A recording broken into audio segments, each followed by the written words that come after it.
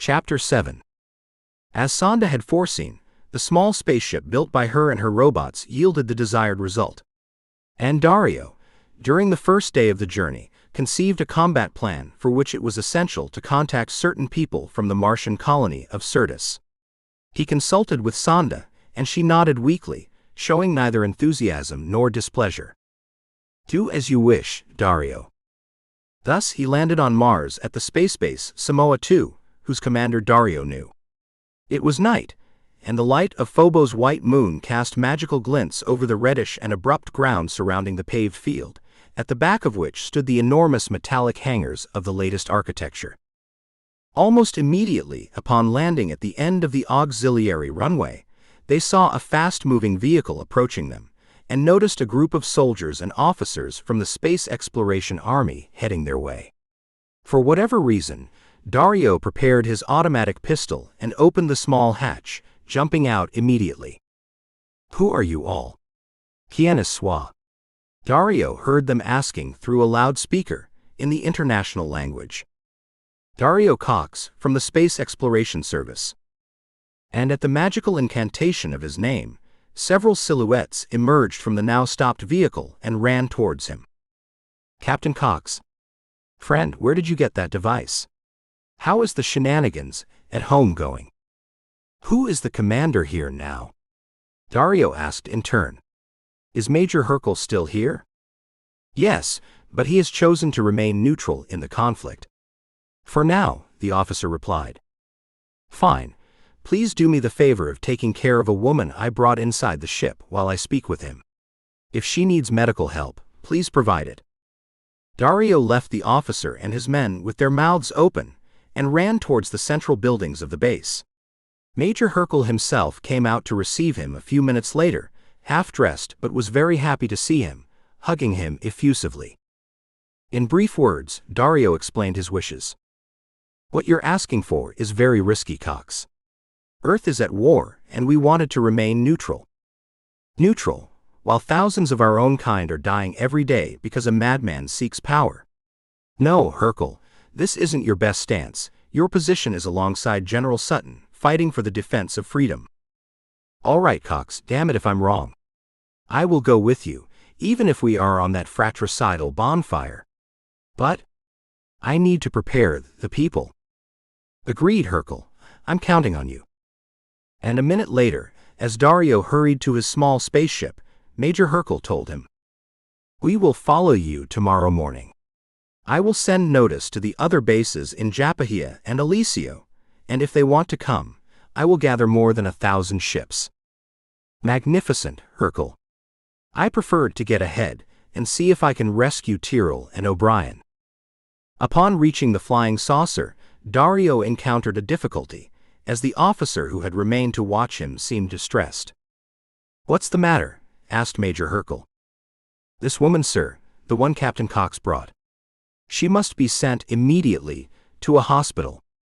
"No, Dario, no," he felt Sonda shouting inside his mind. "Don't listen to them. Let me continue with you." Dario didn't quite understand. He knew Sonda was ill, but on the Valther II, she could take care of herself with her medications. And he added aloud, "Don't worry, Lieutenant. I'll take her to Earth." "But do you know her condition?" "Nothing, don't insist. This woman belongs to a very different world from ours, and you cannot understand certain things. Goodbye, Hercule. I'll wait for you for the great combat." "Goodbye, Cox. We'll be there at the appointed time." Dario got inside the apparatus. In the faint red light of the interior, he saw Sonda's gaunt face, who gave him a thankful smile.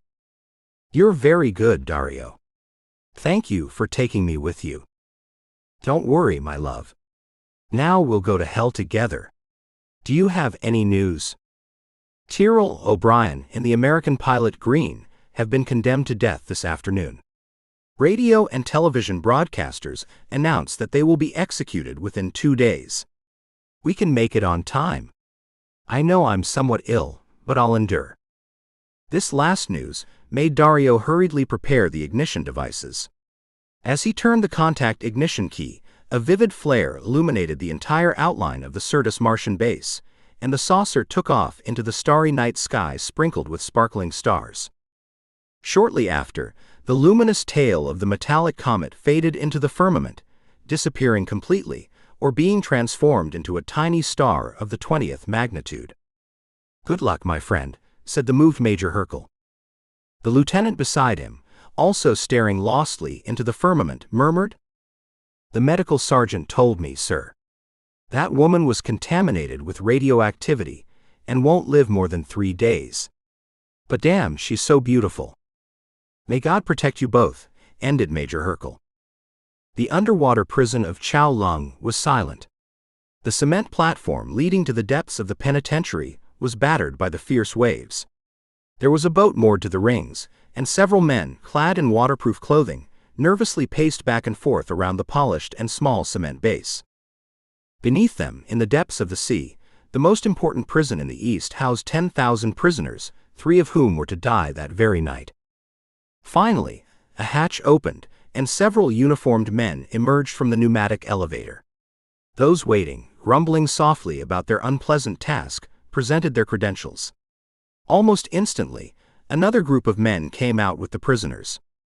And upon exiting the elevator, the 3 condemned men directed their gaze toward the tumultuous sea, where they saw a ship waiting with its lights on. On that very vessel, a cosmic ray would give them death. "Come on, hurry up," shouted a harsh voice from the boat. The guards pushed the 3 prisoners. Clouds of foam swept the cement ladder as the 3 convicts were ushered aboard the boat. Appropriate precautions were taken to ensure none could throw themselves into the sea, for which several guards stood at their sides. Basil remembered Dario once more, and without knowing the reason, still held a deep-seated hope within himself. The damp salt spray of the sea lashed their faces. Then, the boat sailed through the dark waters toward the ship anchored half a mile away. And the boat with the prisoners was halfway between the submerged prison and the warship when someone on board raised the alarm. A strange object had been detected by a radar in the bow chamber. A consequent commotion ensued, but things happened in an unpredictable manner and with such speed that no one had time to react sensibly. 4. Wrapped in the whirlwind of the black waters of the night, at a fantastic speed, a round body appeared near the vessel carrying the prisoners. It was a kind of double flying saucer spinning on itself, barely hovering in the air as it emerged from the water, though then, without transition, it surged toward the boat in a swift but not too rough manner. Inside, Dario had precisely calculated the reaction of the guards. And his calculation and audacity had the success they deserved.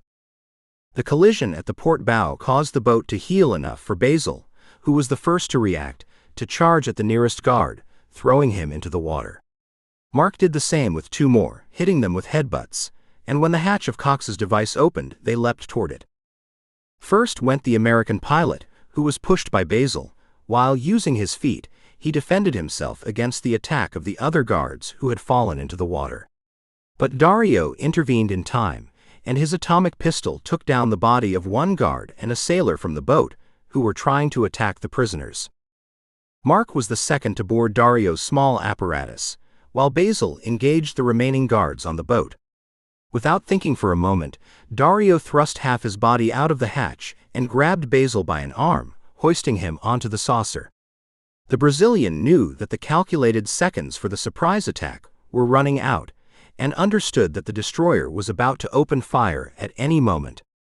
At that precise instant, several tongues of fire burst from the deck of the destroyer, and a horrifying explosion thundered through the area where the space adventurers were. The boat that had carried the prisoners was rocked by a volcano of water and fire and disappeared from sight. Once again, the woman from Zocla had saved the situation, for when Dario and Basil fell into the wet and tumultuous cabin, without saying a word and drawing strength from weakness, she grabbed the takeoff throttle and simultaneously closed the hatch. The spaceship sped away before the fiery rays of radioactivity could reach them. Another grenade exploded over them, but Sonda maneuvered skillfully and submerged into the waters, now evading all the shots being fired at them with demonic malice. 20 nautical miles offshore, the interplanetary comet emerged and gained altitude, disappearing into the sky. Inside, huddled together, gasping still from the recent and brief fight, the freed prisoners tried to remove their wire bindings. "We've escaped successfully," sighed Basil Tyrrell, rubbing his wrists. "If you take a little longer, Dario, we won't count it." "Yes, Basil, it was a bit tight. But thanks Sonda. This time, she was the one who saved your lives." No, he was the one who devised the surprise plan. I would have lacked the audacity." "And what are we going to undertake now, Dario?" asked Tyrrell. "Everything is studied. We're going to Mozambique to recover the Valther II, which is located at the military base of Killimane. There are Paul and Mason. And also our friends Schwartz and Karen." "Who is this boy?" Dario finished asking, referring to the young American pilot. "Bobby Green. You already know him. Mason killed his friend in Vesta. I answer for him. He'll be a fourth musketeer." Bobby, do you join Dario Cox's crew?" "Until death, sir," the young man responded decisively. "The boy is good, Dario," added Mark. "I've spoken with him in prison, and he has wood." Suddenly, Dario realized that Sonda was very quiet, directing the apparatus. And he felt her breathing heavily, as if suffocating. "What's wrong, dear?" he asked, leaning over her. In the faint red light of the interior, he saw that her mouth and eyes were wide open. Her breathing was difficult, and her chest was rising and falling with effort. "It's nothing, Dario. Just the leg." The four men leaned over Sonda. "What's wrong with her?" asked Basil. "Damn if I know," grumbled Dario. "But I think that thinking about you all has left her too abandoned since we left Vesta." And with quick words, he explained to his companions everything that had happened since they were left alone on the small asteroid. An officer at the Sirtis base tried to disembark her and take her to the hospital, but Sonda refused. She doesn't even want to remove that metallic cover from her leg to see what she has. "No, let me, Dario," she murmured weakly. "This now has been a slight fainting. But it's over. Take it, you govern the apparatus while I try to rest a bit." She leaned against the metallic partition and looked with narrowed eyes at the four men. A muted gasp escaped her throat, but she flashed a sad and charming smile. "I want to meet soon on my ship. There I can move more easily, and with the weapons I possess you can defeat those miserable people." She spoke slowly, while her hand moved towards the magnetic oblong eye and pressed a lever. The eye flickered again, and the only one who paid attention was Dario, who knew its meaning. After about a minute, Sonda spoke again. "They've heard about your feat, Dario. Paul is furious and biting. He's going to order a mass attack against General Sutton's forces for tomorrow. He has 500,000 small amphibious rockets equipped with atomic weapons." "We have to hurry to seize the Valther II," exclaimed Dario. "If the amphibious rockets attack Sutton's forces, our cause will be lost," added Tyrrell. Dario activated his brain at full speed. He knew that Sutton now had his provisional base in Central America. Furthermore, Sonda had informed him that Hugh Paul was at the Killimane base, personally trying to extract Franz Schwartz and Karen Vasievd to be able to activate Sonda's ship, which was the only one that could do so. He looked at his watch and saw that it was around 12 at night. He calculated that in less than half an hour they could reach the shores of Africa, but he also considered that they didn't have weapons, and these were necessary for the swift action they had planned. "They will detect us before we arrive, Dario," added Sonda, reading his thoughts. "And don't forget that Paul knows you're here. He has ordered the entire fleet to remain on watch. At this moment, he's heading to visit the two physics professors. Karen Vasiev is very messed up. They've tortured her a lot." Dario bit his lips. But he didn't respond. The time had come to act, to precipitate events. Yes, the best thing is to send an encrypted message to General Sutton, even if the rebels intercept it, because while they try to decode it, they'll be faced with bombs above them. "Try it, Dario," exclaimed Sonda. "I think it's the only solution. And now you have the help of Major Hercule. In 3 hours, you'll have him here." They forced Mars' exit. Dario looked at his companions and spoke loudly. I've got it, guys. First, we'll land in Aden and arm ourselves for the attack. Sutton will help us from the air, and amidst the confusion, we'll infiltrate enemy territory. A commando patrol like us can cause a lot of damage. We need to equip ourselves with atomic grenades and rifles. Then let Sutton make the first pass. Hercule with the reinforcements will finish them off. And if meanwhile we seize the Valther II, the game will be ours. Paul won't be able to recover from the setback.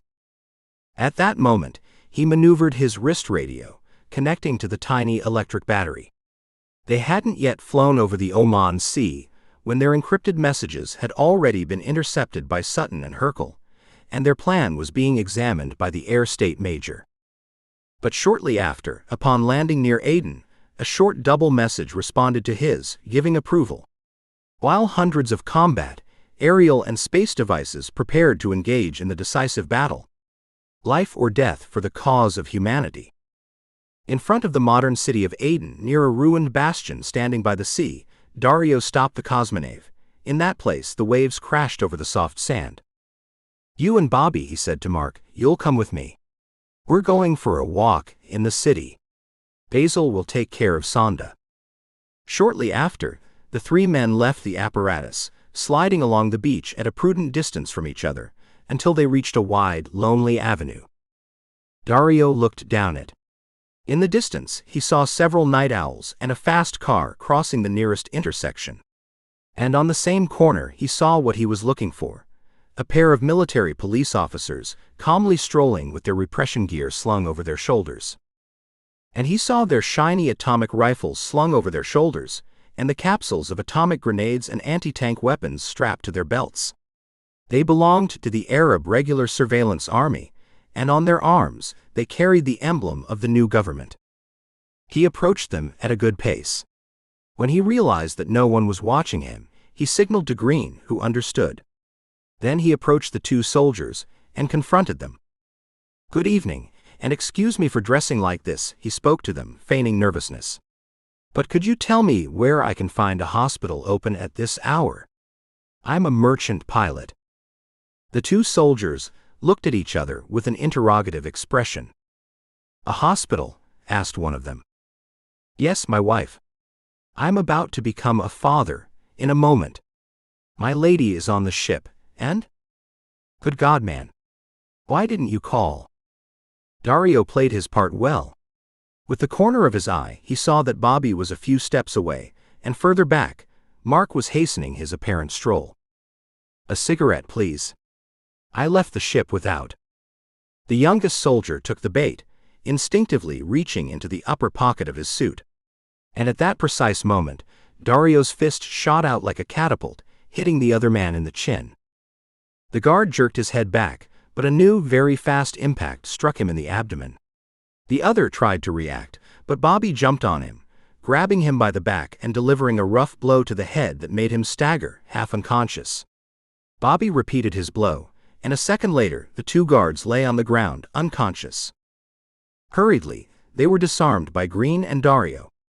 At the same time, Mark from the other side of the avenue raised the alarm. "Come on, hurry, Dario. They've seen us." The three men ran with all their might toward the beach where Sonda and Basil awaited them, while at the sight of the fight, people began to appear attracted by Mark's screams.